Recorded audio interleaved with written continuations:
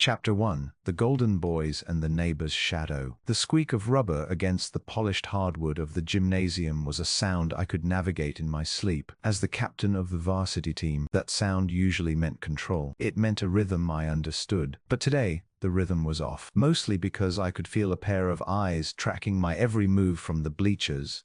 And it wasn't the usual crowd of admirers. "Mason, focus." Julian's voice cut through the air, sharp and clear. I blinked, realizing I'd held the ball a second too long. I pivoted, finding Julian cutting toward the hoop. I sent a chest pass his way, a perfect spiral. He caught it mid-air, his jersey fluttering against his frame as he went up for a layup. Smooth, effortless, expensive. That was Julian. Even drenched in sweat, he looked like he walked off a luxury watch billboard. Being rich was one thing, but Julian carried it with a sort of casual grace that made people gravitate toward him. We'd been side by side since we were 5. I was the muscle and the height. He was the precision and the polish. "You're distracted," Julian said, jogging over as the whistle blew for a break. He grabbed a water bottle, the expensive alkaline brand he preferred, and offered it to me first. "Just thinking about the midterms," I lied, taking a swig. "Liar," he smirked, his eyes darting toward the gym entrance. "You're thinking about how you're going to escape the pink hurricane waiting-eyed." I groaned.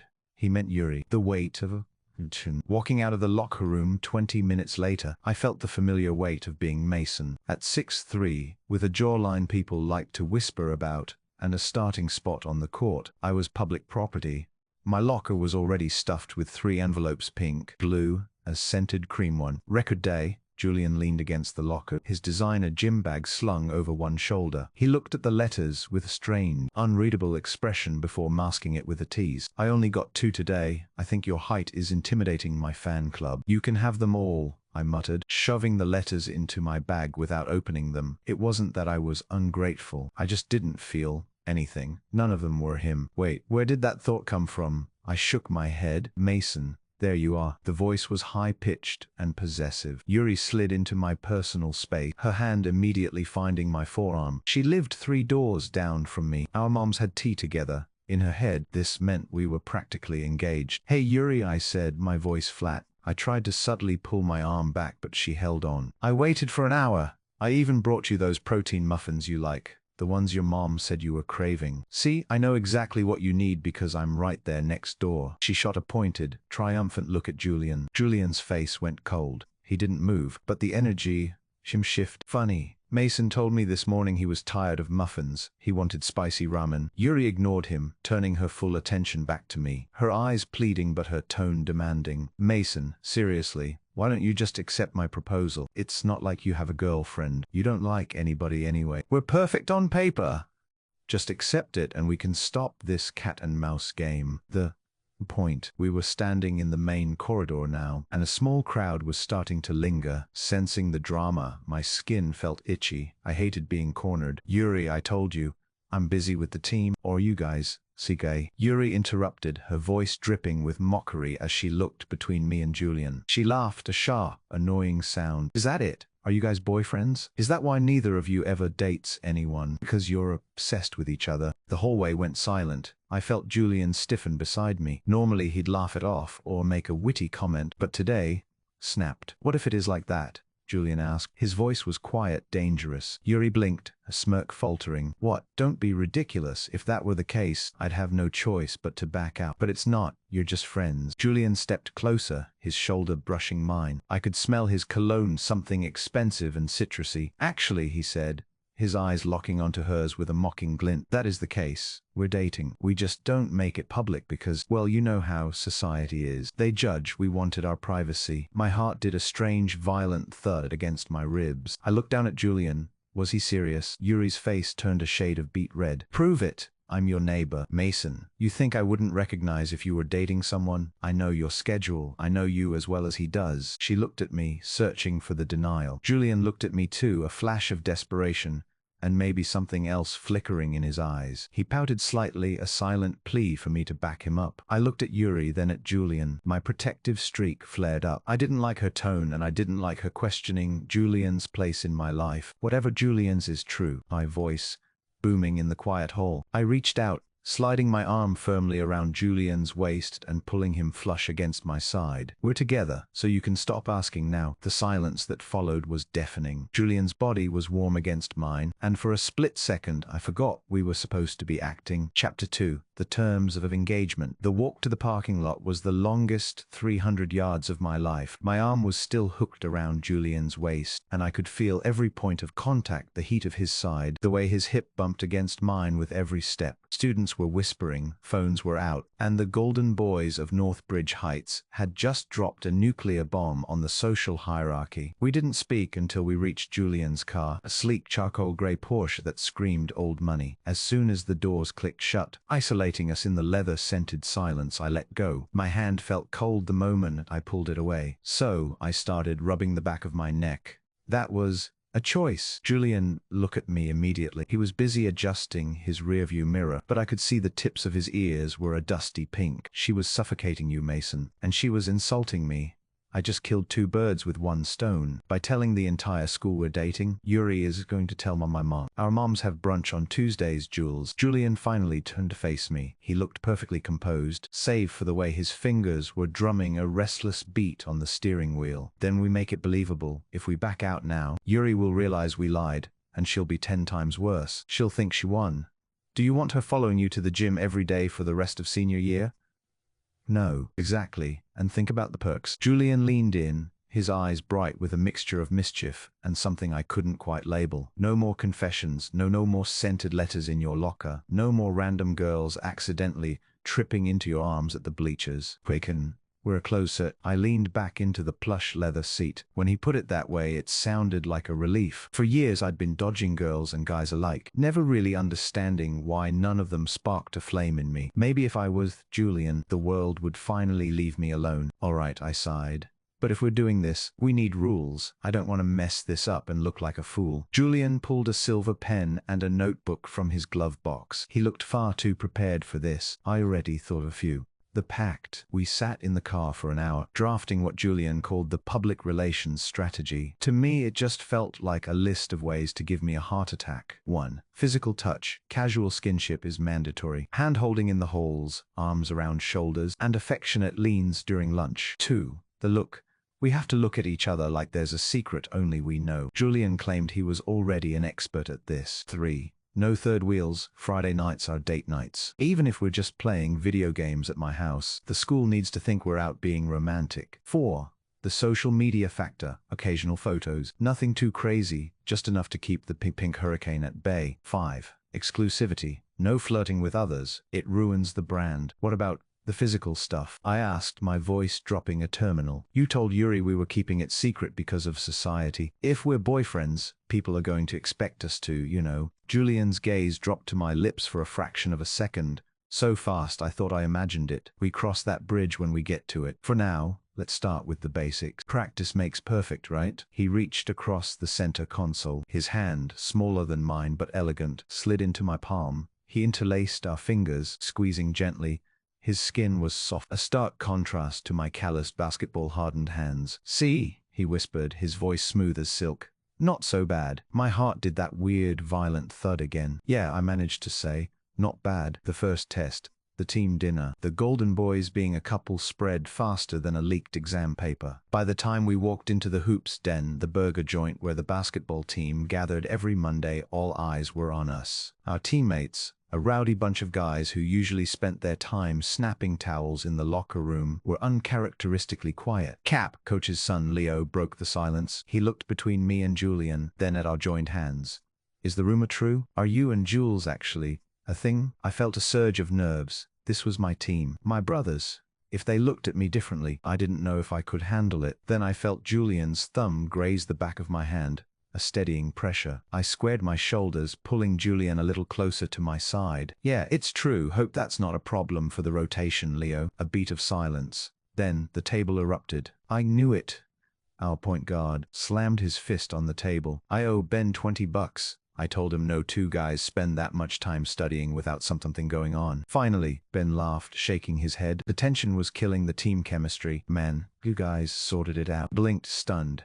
Tension, what tension? Julian and I were just friends. We've always been like this. As we sat down, the guys went back to their usual loud selves, accepting us without a second. But the dynamic had changed. Usually, Julian sat across from me. Tonight, the guys shoved us into a corner booth, so we were forced to sit on the same side, our thighs pressed together from hip to knee. Every time Julian laughed at a joke, he leaned his head toward my shoulder. Every time I reached for a fry, I was hyper-aware of his scent, that citrus and expensive soap filling my lungs. Across the room, I spotted Yuri sitting with her friends. She was staring at us, her eyes narrowing as she watched Julian lean over to whisper something in my ear. "She's watching," Julian whispered, his breath warm against my earlobe. "Do something boyfriendy." My brain short-circuited. Something boyfriendy? I looked at the smudge of ketchup on the corner of his mouth. Instead of grabbing a napkin like a normal person, I acted on instinct. I reached out, my thumb brushing over his lower lip to wipe the stray sauce away. Julian froze, his eyes widened, the pupils dilating until they were almost entirely black. I didn't my hand away immediately. I let my thumb linger on the softness of his lip, feeling the slight tremble there. "You had something there," I muttered, my voice sounding deeper than usual. Julian swallowed hard. "Thanks, Mace." He didn't look at Yuri. Didn't look at the team. He just looked at me, and for the first time in my life, I wondered if I was actually the one who didn't know anything about Mason and Julian. Chapter 3. The gravity of a shared bed. The high from the restaurant confrontation lingered until we pulled into my driveway. The victory over Yuri felt sweet, but as the engine of Julian's Porsche cut out, a new, heavier silence settled between us. "My parents are at the charity gala in the city," Julian said, staring out the windshield. "And your house is, well, Yuri is right there." He gestured vaguely toward the house 3 doors down, where the lights in Yuri's bedroom were pointedly on. "If we're dating, it looks weird if we spend the night apart right after the big reveal, don't you think?" I looked at him.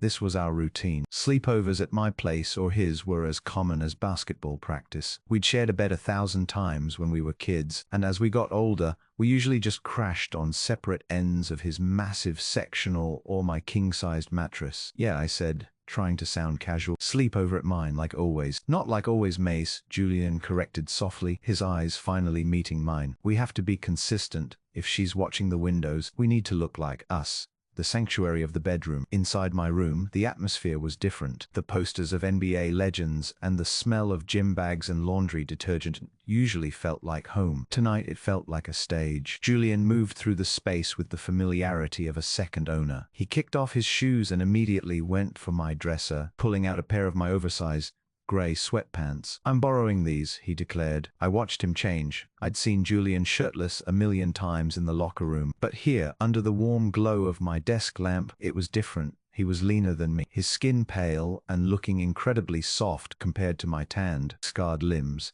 As he pulled my sweatpants on, the drawstring had to be pulled tight to stay on his hips. They hung low, and the sight of my clothes swallowing his frame made my throat dry. "You're staring," Julian, though he didn't look away. He was standing by the window, purposefully keeping the curtains slightly parted. "Yuri's porch light is on. She's definitely lurking." "I'm not staring," I lied, turning to strip down to my boxers. Felt his eyes on my back tracing the muscles of my shoulders, the dip of my spine. I headed for the bed, climbing under the covers.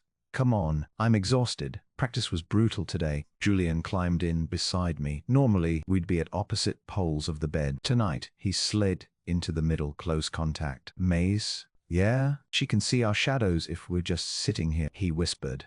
The room was dark, save for the moonlight filtering through the gap in the curtains. He shifted, turning onto his side to face me. "Get closer." I rolled over. We were inches up. I could feel radiating off him. Julian reached out, his hand trembling slightly as he rested it on my bicep. "You've been working out more," he murmured, his fingers tracing the curve of my muscle. "Your arm is almost twice the size of mine." "Basketball, Jules. You're at the gym just as much as I am," I managed to say, though my heart was hammering a frantic rhythm against my ribs. "Not for strength, I just do cardio to keep the aesthetic," he joked, but his voice was breathy. He moved his hand from my arm to my chest, his palm resting right over my heart. He had to feel it. It was thudding so hard I thought it might break a rib. Julian's eyes searched mine in the dark. In the faint light, his features looked ethereal, his long lashes casting shadows on his cheekbones, his lips parted just a fraction. "Mason," he whispered, "do you think she'll believe us? Or do we need to be more Convincing. I think the thumb thing at the restaurant was pretty convincing, I said, my voice cracking slightly. Was it? Julian's hand slid up to my neck, his thumb grazing my jawline. Because I can still feel where you touched me. It didn't feel like acting. The tension in the room was so thick it was hard to breathe. I was a protector by nature. I'd spent my whole life keeping Julian safe from bullies in middle school, from people who wanted his money, from anything that could hurt him. But right now, the person I needed to protect him from was me, because all I wanted to do was reach out and see if his lips were as soft as they looked. Julian, I warned, though I wasn't sure what I was warning him about. Your heart is racing, Mason, he whispered, a small, triumphant smirk playing on his lips. Are you scared of getting caught, or are you scared of what happens if we don't? The longing. He leaned in. It was slow, painfully slow. I could have pulled away. I should have pulled away. But I was frozen, mesmerized by the way the moonlight caught the silver in his eyes. Just as his nose brushed mine, a loud thud came from outside, a car door slamming down the street. I jumped, the spell breaking. Julian pulled back instantly, his expression shuddering into something guarded. That was probably her dad coming home, I said, my voice shaky. Right, Julian said, rolling onto his back and staring at the ceiling. The mission, we have to stay focused on the mission. He sounded disappointed. Or maybe I was projecting. I lay there, staring at the wall, every nerve ending in my body screaming. I thought about the way he'd looked at my body, the way he'd sought out my clothes. Julian wasn't just acting. I realized that with a jolt of terror. He was good at this. Too good. And as I listened to his breathing even out into sleep, I realized I was in much deeper water than I'd thought. I didn't just want to protect him, I wanted to keep him. Chapter 4. The territorial line. The Northbridge Heights annual autumn festival was a logistical nightmare and a social minefield. For the basketball team, it meant running the dunk tank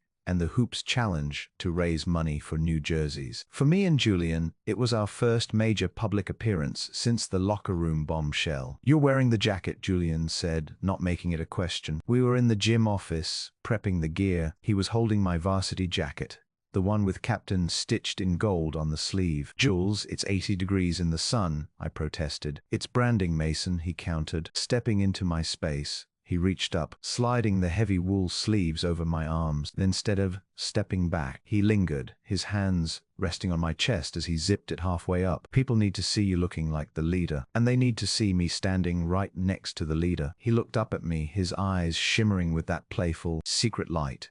He was wearing a fitted white polo that showed off his lean build, and he'd done something different with his hair. It looked effortless, but I knew he'd spent 20 minutes on it. You look good, I blurted out. Julian's smile widened, a soft, genuine thing. Only for you, Mace, remember? That's the deal. Deal. The rival. The festival was packed. We spent the first hour at the Hoops Challenge. Julian was the hype man, collecting tickets and flashing that $1 million smile that made people spend way more money than they should. I was the final boss, challenging students to outshoot me.